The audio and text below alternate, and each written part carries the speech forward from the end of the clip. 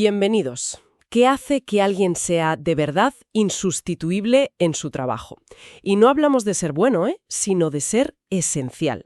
Hoy vamos a buscar la respuesta en la mente de un hombre que tras 30 años como jefe de taller en un gran hospital, pues intentó destilar la esencia de su profesión en un único documento.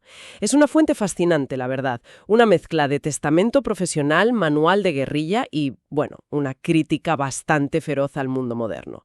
Nuestra misión de hoy es en desentrañar qué se esconde detrás de un puesto que a primera vista parece puramente técnico. Y partimos de una afirmación que es una auténtica bomba. Según el autor, para ser un buen jefe de taller se necesita un don innato, una pericia con la que se nace y que no se puede aprender en ninguna universidad. Es una idea que choca con todo lo que nos han contado. Desde luego es una declaración de principios muy potente, pero también controvertida. Y yo creo que hay que preguntarse, ¿se refiere a un don casi mágico? O sea, ¿a una especie de sexto sentido? ¿O está describiendo, sin ponerle nombre, un conjunto de habilidades blandas que nuestro sistema educativo simplemente no sabe cómo enseñar? Ah, es un matiz clave. Empatía, visión periférica, inteligencia emocional. Si es eso, el problema no es que no se pueda aprender, es que nadie se molesta en enseñarlo. Claro. Y él lo aterriza con una crítica durísima a lo que ve salir de las aulas. Dice, y cito, que los centros de formación y las universidades escupen como churros a jóvenes sin ningún conocimiento del mundo laboral real. Pone el ejemplo de los ingenieros técnicos de los 60 que en 2 años estaban, según él, plenamente operativos. Sí. Y los compara con los de ahora, que dice que ni con 7 o 10 años de experiencia logran estar a la altura.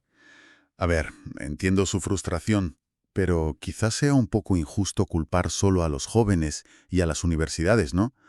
A lo mejor las empresas, incluido su propio hospital, han fallado estrepitosamente en crear programas de mentoría, de acompañamiento. Para transferir ese conocimiento práctico. Exacto. No se puede esperar que la teoría académica sustituya a la experiencia en la trinchera. Es un puente que ambas partes tienen que construir. Sí, la responsabilidad es compartida, desde luego, pero fíjate en qué punto empieza su frustración. En algo que parece simbólico, pero que para él lo es todo: el nombre del puesto.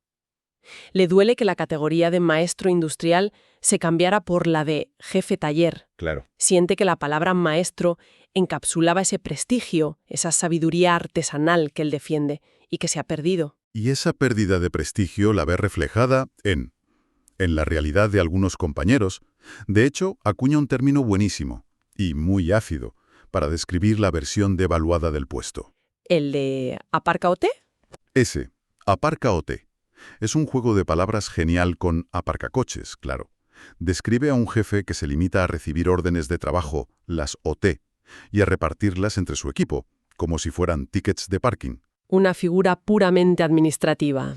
Totalmente reactiva, sin implicación alguna en mejoras, en proyectos, vamos, sin pensar. Exacto. Es el antimaestro. Su visión es la opuesta. Un profesional que siempre va un paso por delante de las necesidades. Alguien que no espera que se rompa la máquina, sino que ya está pensando en cómo mejorarla, que lee sobre la nueva tecnología que va a salir. Que anticipa los problemas sobre todo. De hecho, esta idea de la previsión, de valorar lo que él llama daños colaterales, es la piedra angular de su filosofía. Y para que no suene a teoría abstracta, cuenta casos reales de su hospital que son para echarse a llorar.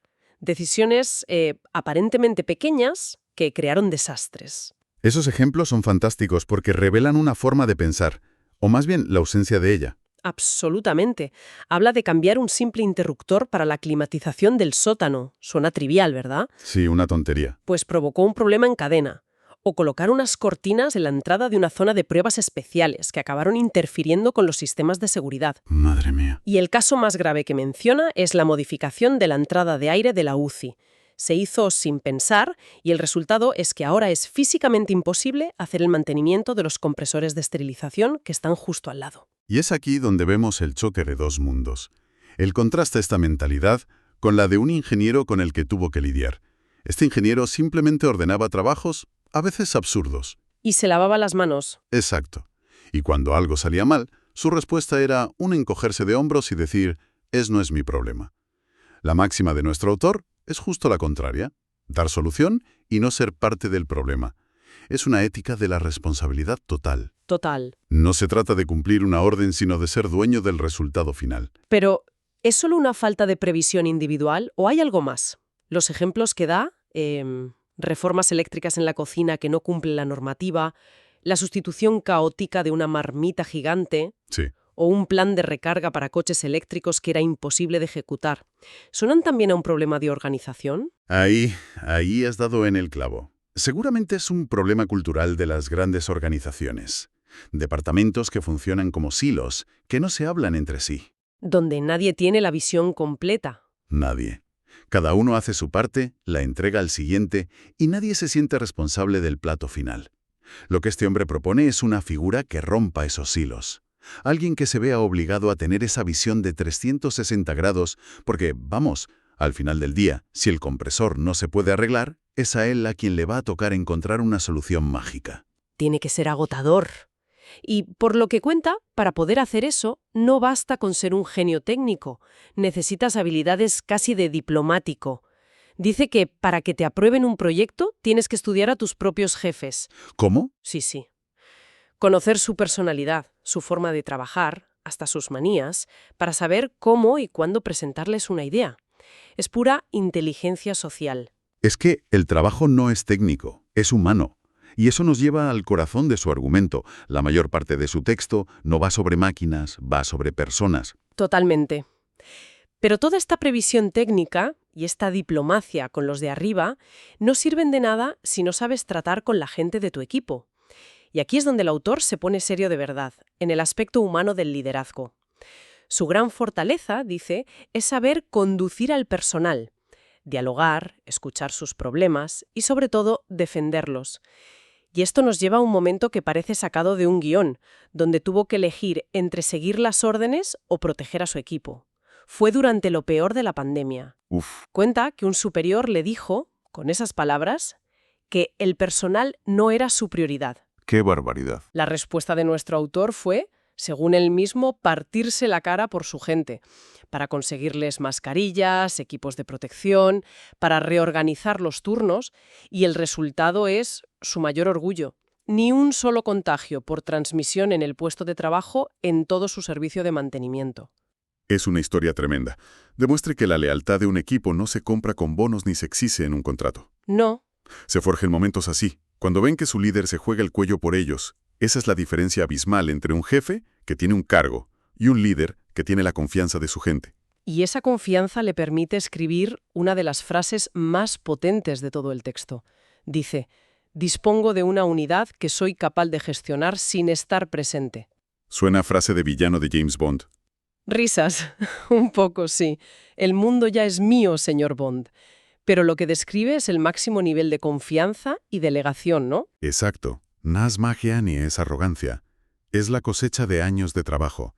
Es el resultado de conocer a cada persona, de haberles formado, de haberles apoyado en sus problemas personales, de haberles defendido. Cuando un equipo llega a ese punto de autonomía y compromiso, es porque el líder ha hecho su trabajo de forma excepcional. Ya no gestiona tareas. Ha construido una cultura. Vale, tenemos la visión global, la responsabilidad y el liderazgo humano. Pero ¿cómo se materializa eso en el día a día? ¿Cuáles son sus tácticas? Y aquí destaca una habilidad que puede parecer menor, pero que es la base de todo lo demás. Ser un observador implacable. La gestión paseando, pero llevada a otro nivel. A un nivel casi de Terminator. Describe que cuando camina por el hospital, su cabeza no está en sus cosas. Su mirada va escaneando todo, derecha, izquierda, suelos, techos, rodapiés, el ruido de una máquina, una pequeña mancha de humedad. Su cerebro está en modo diagnóstico permanente.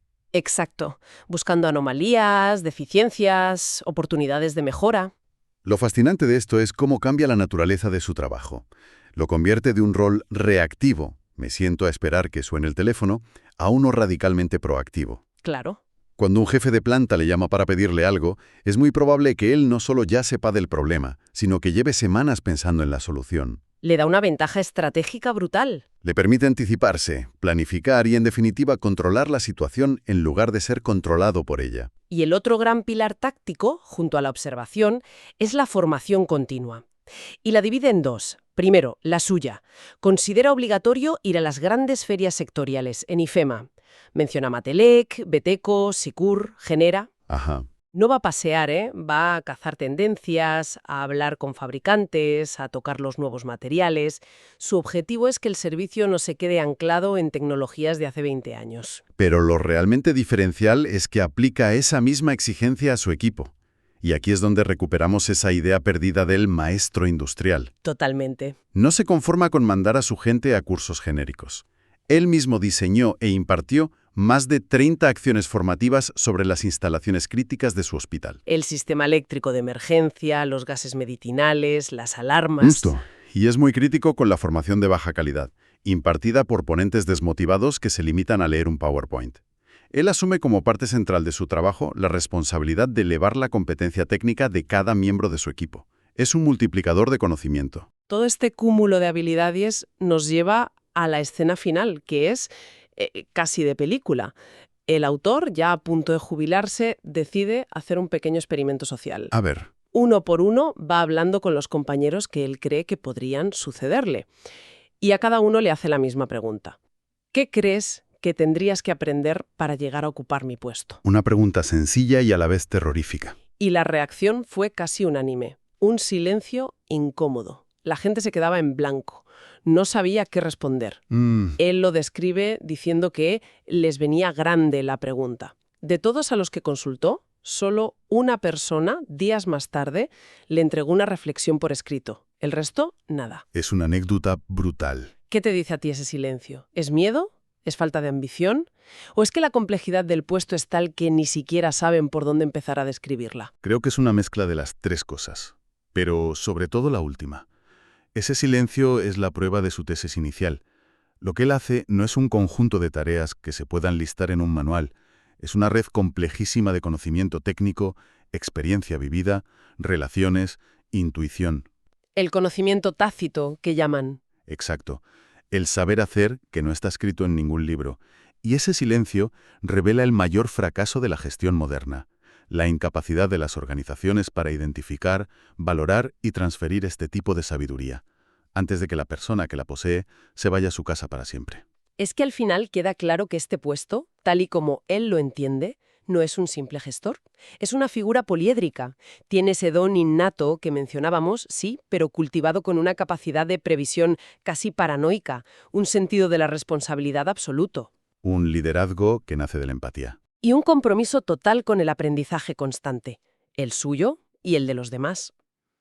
Exacto. Por eso creo que no hay mejor resumen que la última frase de su texto. Con ella eleva la profesión a una categoría completamente distinta. Escribe: el jefe taller no es un simple organizador y seguidor del trabajo de mantenimiento. Es también un archivo de la historia que está ocurriendo. ¡Wow! Es una definición bellísima. Lo convierte en la memoria viva del edificio, en el guardián de sus secretos, de sus cicatrices y de sus evoluciones. Un archivo viviente. ¡Qué gran imagen! Y nos deja con una reflexión final que va mucho más allá de los hospitales. Este documento es el intento casi desesperado de una persona por salvar un conocimiento valiosísimo antes de que se pierda. Y esto nos obliga a preguntarnos, en cualquier profesión, en cualquier empresa, ¿qué conocimiento crítico, ese que se basa en décadas de prueba y error, de relaciones, de intuición, corre el riesgo de desaparecer cuando los veteranos se retiran? Y la pregunta del millón. La pregunta del millón. ¿Qué estamos haciendo de verdad para capturarlo antes de que sea demasiado tarde?